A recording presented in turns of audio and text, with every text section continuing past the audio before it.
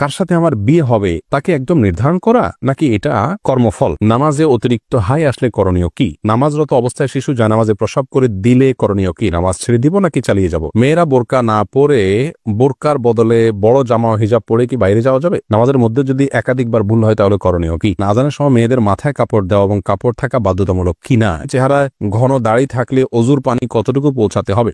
নেককার বিবি পাওয়ার জন্য করণীয় কি জানাবেন? কাউকে জীবনসঙ্গী পাওয়ার জন্য দোয়া করা যাবে কি না? সন্তান জন্ম নিলে কি তার কানে আজান দিতে হবে? কোনো কারণে না দিলে কি করতে হবে? আর বিলম্ব না করে আপনাদের ইতিমধ্যে যে প্রশ্নগুলো আমাদের কাছে এসেছে সেগুলোর উত্তর দেয়া পালায় আমরা চলে যাই এবং শুরু করি আপনাদের প্রশ্নগুলোর উত্তর দেওয়ার ক্ষেত্রে। মেহরিন সুমি আপনি জানতে চেয়েছেন নামাজে অতিরিক্ত হাই আসলে করণীয় কি? হাই আসলে হাত দিয়ে সেটাকে বাধা দিবেন, বাস এটুকু, এর বাইরে আর বিশেষ কোনো করণীয় নেই। সেটা নামাজের বাইরে সর্ব অবস্থায়। হাবিবা ফারহানা জানতে চেয়েছেন নামাজরত অবস্থায় শিশু জানামাজে প্রসাব করে দিলে করণীয় কি? নামাজ ছেড়ে দিব নাকি চালিয়ে যাব? যদি জানামাজে পেশাব করে দেয় তাহলে ডানে বামে আগে পিছে সরে যাবেন। জানামাজের পর নামাজ পড়া তো আবশ্যক না, ফ্লোরে পড়বেন। ফ্লোরে নাপাক লেগে আছে যদি দেখা না যায় তাহলে যে কোনো ফ্লোরে আপনি নামাজ পড়তে পারেন, কোনো অসুবিধা নেই। জানামাজে বাচ্চা পেশাব করে দিলে আস্তে করে নিজেকে সরিয়ে নিয়ে একটু দুই হাত এক হাত পেছনে ডানে বামে সরিয়ে আপনি নামাজ কমপ্লিট করতে পারেন, কোনো অসুবিধা নেই। লিমা আক্তার জানতে চেয়েছেন মহিলারা মাথার নিচের দিকে চুল খোপা করতে পারবে কিনা? পারবে, কোনো অসুবিধা নেই। নূরজাহান নূর আপনি জানতে চেয়েছেন মেয়েরা বোরকা না পরে বোরকার বদলে বড় জামা ও হিজাব পরে কি বাইরে যাওয়া যাবে? যেতে পারে, কোনো অসুবিধা নেই। বোরকাই পড়তে হবে এমন কোনো কথা নেই। তার শরীরের সৌন্দর্যকে ঢাকতে হবে, অলংকার ইত্যাদিকে ঢাকতে হবে একটা কাপড় দিয়ে, তবে সে কাপড়টাও যাতে আবার দৃষ্টি আকর্ষণকারী না হয় সেদিকটা খেয়াল করতে হবে। যে কোনো একটা কাপড় দিয়ে নিজের সৌন্দর্য ঢাকলেই চলবে, বোরকাই হতে এমন কোনো কথা নাই। জামা যদি হয় তাহলে সে জামাটা যেন খুব বেশি চাকচিক্যপূর্ণ না হয় সেদিকটা খেয়াল রাখতে হবে এবং যথাসম্ভব পুরো শরীর যাতে ঢাকে সেরকম পোশাক পরতে হবে। নামাজের মধ্যে যদি একাধিকবার ভুল হয় তাহলে করণীয় কি? ভাই সাইম, দেখতে হবে যে আপনার নামাজে ভুলটা কি ধরনের হয়েছে। যদি ফরজ ছুটে যায় তাহলে একবারও যদি ছুটে যায় তাহলে নামাজ ওইটা আবার পড়তে হবে আপনাকে। আর যদি ওয়াজিব ছুটে যায় তাহলে একবারের বেশি দুইবার তিনবারও যদি ওয়াজিব ছুটে, তিনটা ওয়াজিব যদি ছুটে যায় শেষে একটা সিজদা দিলে হয়ে যাবে। আর যদি সুন্নাত বা নফল ছুটে তাহলে একাধিক ছুটলেও নামাজ হয়ে যাবে, যদিও তার মান কমে যাবে। ধ্রুব তারা এআইডি থেকে আপনি জানতে চেয়েছেন আজানের সময় মেয়েদের মাথায় কাপড় দেওয়া এবং কাপড় থাকা বাধ্যতামূলক কিনা? এ বিষয়ে আমাদের একটা ভিডিও আছে, আপনি দেখে নিতে পারবেন। আজানের সময় মেয়েদের কাপড় দেওয়া মাথায় এটা আবশ্যক কিনা? উত্তর হলো না। আজানের সাথে মাথায় কাপড় দেওয়ার কোনো সম্পর্ক নেই। বাসা বাড়িতে যে সমস্ত মা বোনরা আছেন কিংবা পথে ঘাটে আছেন, মসজিদের সামনে দিয়ে যাচ্ছেন, আজান আওয়াজ শুনছে, ওইটাই মাথায় কাপড় টেনে দিতে হবে এমন কোনো বাধ্যবাধকতা নেই। তবে যদি তিনি বাইরে অন্য পুরুষের থাকেন তাহলে সর্বাবস্থায় তাকে মাথায় কাপড় টেনে নেওয়া উচিত, আজান দেওয়া অবস্থায়ও আজান না দিলেও। আর যদি বাসা বাড়িতে থাকেন তাহলে শুধু আজান দেওয়ার কারণে তার মাথায় কাপড় টেনে দেওয়ার বিশেষ কোনো গুরুত্ব ইসলাম শরিয়ার দৃষ্টিকোণ থেকে নাই। আমাদের অনেক মা বোনরা এটাকে অনেক বেশি গুরুত্বপূর্ণ মনে করেন। এরপরে কানিজ সঞ্জিদা জানতে চেয়েছেন প্রেগনেন্সির টাইমে জিনের আসর থেকে নিজ বাচ্চাকে কিভাবে রক্ষা করা যায়? অনেক সমস্যা ফেস করছি বোন সঞ্জিদা। প্রথম কথা হলো এই সময়গুলো খুব স্পর্শকাতর, জিনের উপদ্রব অনেক সময় বেশি হয়ে থাকে। আপনাকে আমরা পরামর্শ দিব আপনার বাসা থেকে হারামের কোনো লেশ থাকলে সেগুলোকে আপনি বের করে ফেলুন। ধরুন টেলিভিশনে আপনি হারাম কোনো জিনিস দেখেন বা আপনার পরিবারে কেউ দেখেন, টোটালি বন্ধ করে ফেলুন। বাসায় ছবিযুক্ত কোনো কাগজ ঠোঙ্গা বা কোনো ছবি ঝুলানো টুলানো যে কোনোভাবে প্রদর্শিত থাকলে সেগুলোকে ড্রয়ারটা ইত্যাদিতে ভরে ফেলুন বা বাইরে ফেলে দিন। তৃতীয়ত, আপনার ঘরে ঢোকার সময় প্রত্যেকটা সদস্য যতজন বাসায় আসবে বাধ্য করুন সালাম দিয়ে বিসমিল্লাহ পড়ে বাসায় ঢুকতে এবং বের হওয়ার সময় বিসমিল্লাহ পড়ে বের হতে। প্রত্যেকটা জিনিস খাওয়ার সময় বিসমিল্লাহ পড়ে খাবেন, শোয়ার সময় অজু করে এবং ঘুমের দোয়া পড়ে শোবেন, সকাল সন্ধ্যা দোয়া পড়বেন। এর পাশাপাশি আপনি সূরা বাকারা এটা উচ্চ ভলিউমে বা যতটুকু আপনার শুনতে সুবিধা হয় ততটুকু ভলিউমে মোবাইলে বা কোনো কিছু বাজিয়ে আপনি রেখে দিবেন বা উচ্চস্বরে নিজে তেলাওয়াত করতে পারলে আরো ভালো। আর রুকিয়া অ্যাপ আছে, অনেক রুকিয়ার অ্যাপ আছে যেগুলোতে শুধু কোরআন হাদিসের দোয়া এবং আয়াত আছে শুধুমাত্র, সেগুলোকে চালিয়ে রাখতে পারেন বাসা বাড়িতে। ইনশাআল্লাহ বিদিনিল্লাহ উপদ্রব অনেকখানি কমে যাবে। তাওহিদ আয়েশা আপনি জানতে চেয়েছেন বেনামাজি ব্যক্তির হাতের রান্না খাওয়া কি অনুচিত? বেনামাজি ব্যক্তির হাতে রান্না খাওয়া যাবে, কোনো অসুবিধা নেই। আপনি কি খাচ্ছেন এটা হলো মূল বিষয়। নামাজি ব্যক্তি হারাম জিনিস খাইলে সেটা হবে হারাম, আর যদি বেনামাজি আপনাকে হালাল জিনিস খাওয়া খেতে পারেন, অসুবিধা নেই। হাফিজ মাহমুদ আপনি হাফিজ আল মাহমুদ জানতেছেন চেহারায় ঘন দাড়ি থাকলে অজুর পানি কতটুকু পৌঁছাতে হবে?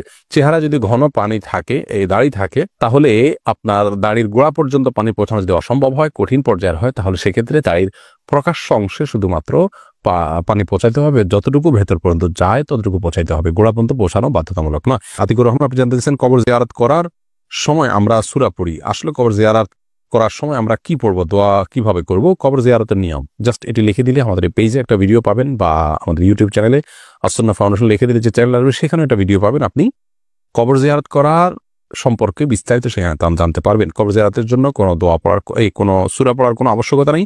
মূলত সালাম এবং শান্তির দোয়া করবেন মৃত ব্যক্তির জন্য। সালামুন আলাইকুম দারা কওমুল মুমিনিন ওয়া ইন্না ইনশাআল্লাহু বিকুম লাহিকুন। বিভিন্ন রকমের সালামের ভাষ্য ফরম্যাট হাদিসে আসছে, সেগুলো যে কোনো একটা পড়লে হবে। এমডি আব্দুর রাজ্জাক জানতে চেয়েছেন নেককার বিবি পাওয়ার জন্য করণীয় কি জানাবেন। নেককার বিবি বা স্ত্রী পাওয়ার জন্য আগে নিজে নেককার হতে হবে। সূরা ফুরকানের ৭৪ নম্বর আয়াতের যে দোয়া আছে সেটা পাঠ করতে হবে বেশি বেশি করে। সেই সাথে নেক সঙ্গীদের সাথে আপনার ওঠা বসা করতে হবে, নেক পরিবেশের সাথে থাকতে হবে।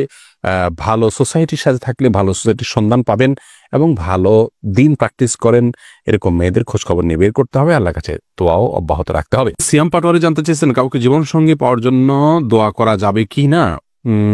নির্দিষ্ট কাউকে জীবনসঙ্গী হিসাবে পাওয়ার জন্য দোয়া করা যাবে কিনা এ বিষয়ে আমাদের একটি বক্তব্য রয়েছে, এই পেজে পাবেন, আমাদের ইউটিউব চ্যানেলে পাবেন, সেখান থেকে আপনি জানতে পারেন। আর এর বাইরে আপনার কোনো ব্যক্তিকে জীবনসঙ্গী হিসাবে পাওয়ার জন্য নির্দিষ্ট করে দোয়া করা বিষয়ে সংক্ষেপে শুধু এটুকু বলবো যে এটা করা উচিত না, বরং এবার বলা উচিত আল্লাহ অমুকের সাথে সম্পর্ক হলে সেটা যদি আমার জন্য কল্যাণের হয় সার্বিকভাবে, তাহলে আপনি আমার জন্য সেটাকে সহজ করে দিন। আর যদি আমার জন্য অকল্যাণ হয় তাহলে আমার থেকে দূরে সরিয়ে দিন। এক কথায় কল্যাণকর হলে যেন আল্লাহ আপনাকে পাইয়ে দেন সেই দোয়াটা আপনি করবেন, বাকি সর্বাবস্থায় তার জন্য আপনি দোয়া করবেন এরকমটি উচিত নয় যে আল্লাহ সে ভালো হোক আর মন্দ হোক আমি তাকে জীবন সঙ্গিনী হিসাবে চাই। এরকম অন্ধের মতো দোয়া করা উচিত নয়, কারণ আপনি যেটাকে ভালো মনে করছেন সেটা ভালো নাও হতে পারে, সেই জায়গা থেকে সাবধান থাকা উচিত। রাশেদুল ইসলাম জানতে চেয়েছেন সন্তান জন্ম নিলে কি তার কানে আজান দিতে হবে, কোনো কারণে না দিলে কি করতে হবে।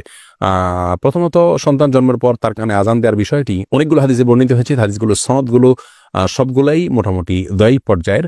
এজন্য সৌদি আরবের সাবেক গ্র্যান্ড মুফতি শেখ আব্দুল আজবিন আব্দুল্লাহ বিন বাজ রাহিমাহুল্লাহ তিনি বলেছেন যে এ বিষয়ে আমল করা যেতে পারে, যেহেতু অনেকগুলো হাদিস আছে এবং মুস্তাহাব পর্যায়ের জিনিস করা যেতে পারে, কিন্তু কোনো কারণে যদি কেউ না করে থাকেন ছুটে যায় কোনো অসুবিধা নেই, এটার জন্য কোনো প্রায়শ্চিত্ত করতে হবে না। এরপরে সঞ্জিতা আক্তার আপনি জানতে চেয়েছেন কেউ চাপে পড়ে তালাক দিলে তালাক হবে কিনা। তালাক বিবাহ এগুলো এমন যে চাপে পড়ে করলেও হয়ে যাবে, এজন্য এগুলো না, যদি কেউ তালাক দিতে না চান তাহলে তাকে তার জায়গা থেকে অটল থাকতে হবে। যদি কেউ জবরদস্তি করে আপনার থেকে তালাক নেয়, কারো কাছ থেকে তালাক নেয়, তাহলে কিন্তু তালাক পতিত হয়ে যাবে। রাউফি ইসলাম জানতে চেয়েছেন পর্দার ক্ষেত্রে চোখ বের করে রাখা যাবে কিনা, তাতে পর্দার খেলা পাবে কিনা। চোখ বের করে রাখতে পারবেন, চোখ বের করতে রাখতে পারবেন, কোনো অসুবিধা নেই, কারণ এটা আপনার চলার জন্য জরুরি। কিন্তু চোখেরও সৌন্দর্য যাতে অন্য কেউ দেখতে না পারে সেজন্য সানগ্লাস বা অন্য কিছু ব্যবহার করা উচিত। অন্তত এটা হলো নিজের আত্মসম্মানের ব্যাপার, যে আমার শরীরের কোনো অংশ দেখে কেউ বাজে চিন্তা করবে আমাকে নিয়ে, কেউ মনে মনে জেনা করবে, সেই সুযোগ না দেওয়া হলো একজন আত্মসম্মান বোধ সম্পন্ন একজন ইমানদার মানুষের কাজ। সেই জায়গা থেকে এই চেষ্টাটা থাকা ভালো। টিপ পরার শরীর বিধান কি, সালিম ইবনু সাখওয়াত আপনি জানতে চেয়েছেন। ভাই সালিম ইবনু সাখওয়াত, টিপ পরা একজন ইমানদার নারীর জন্য নানা কারণে শোভনীয় নয়। প্রথমত হিন্দুরা বিশেষ করে লাল টিপটা পরা উচিত নয়, আরো বেশি যে হিন্দুরা সিঁদুর পরে থাকেন এটা তাদের ধর্মীয় আদর্শের জায়গা থেকে হয়, সেইটার সাথে সাদৃশ্যপূর্ণ হয়ে যায়। সেই জায়গা থেকে ইমানদারকে অমুসলিমের সাথে সাদৃশ্যপূর্ণ সংস্কৃতিও গ্রহণ করতে ইসলাম নিষেধ করেছে। মান তাশাব্বাহা বিকওমিন ফাহুয়া মিনহুম, আবু দাউদ হাদিসে আসছে নবী সাল্লাল্লাহু আলাইহি ওয়াসাল্লাম বলেছেন যে ব্যক্তি কোনো জাতির সাথে সাদৃশ্য গ্রহণ করবে সে তাদের অন্তর্ভুক্ত হবে। এছাড়া যদি সাধারণ কোনো টিপ জাস্ট সৌন্দর্যের জন্য করেন, নারীরা স্বামীকে দেখানোর জন্য এবং ঘরের ভিতরে তা করতে পারেন, কিন্তু ফাসেকদের নিদর্শন, অমুসলিমদের আপনার সাথে সাদৃশ্যপূর্ণ সেই জায়গা থেকে এটি পরিহার করা উচিত। আর টিপ পরে বাহিরে যাওয়া বেপর্দাহীন বা পর্দাহীন ভাবে সেটা তো কোনো অবস্থাতে যায় না, সম্পূর্ণ হারাম। অতএব সে বিষয়ে আমাদের সাবধান থাকতে হবে। এমডি আনোয়ার খান আপনি জানতে চেয়েছেন কার সাথে আমার বিয়ে হবে তাকে একদম নির্ধারণ করা নাকি এটা কর্মফল। ভাই আনোয়ার, এটা নির্ধারণ করা আল্লাহ রাব্বুল আলামিন নির্ধারণ করে দিয়েছেন কার সাথে কার বিয়ে হবে। নবী করিম সাল্লাল্লাহু আলাইহি ওয়াসাল্লাম একটা হাদিস থেকে সুস্পষ্টভাবে বিষয়ে আমরা নির্দেশনা পাই।